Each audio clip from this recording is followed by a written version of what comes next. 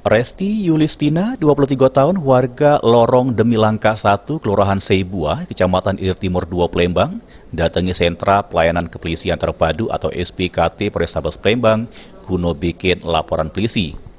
Kalau dirinya sudah menjadi korban kawanan pelaku jambret di Jalan Mayor Ruslan, Kelurahan 20 Ilir, Kecamatan Ilir Timur 1. Pas diminta keterangan, korban mengungkap kejadian bermula pas dirinya nak balik ke kosannya. Tiba-tiba di tempat kejadian perkara datang pelaku jambret yang mepet motornya langsung nyamber tasnya. Sempat tarik-tarikan sama pelaku, sehingga korban yang berboncengan sama adiknya tercampak. Di jero tas tersebut siko handphone Vivo Y12 sama surat berego yang ada di jero tas ludes dilari ke pelaku jambret. Pelakunya tuh soalnya di motor langsung banget, soalnya tarik saya sana. Langsung tarik kan? Iya, soalnya dia kena narik yang adik aku di belakang. Berhubung adik aku tidak dapat, nyampak lah adik aku itu duluan nyampak.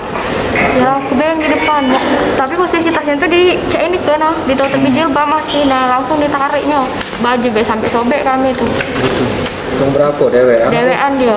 Pelaku naik motor apa pelaku? Motor Scoopy. Warna? Warna abu-abu kecoklatan. Yang hilang apa nih berarti? Apa? Yang hilang? Yang hilang STNK, KTP, HP, ATM. HP apa nih? HP-nya yang hilang Vivo Y12.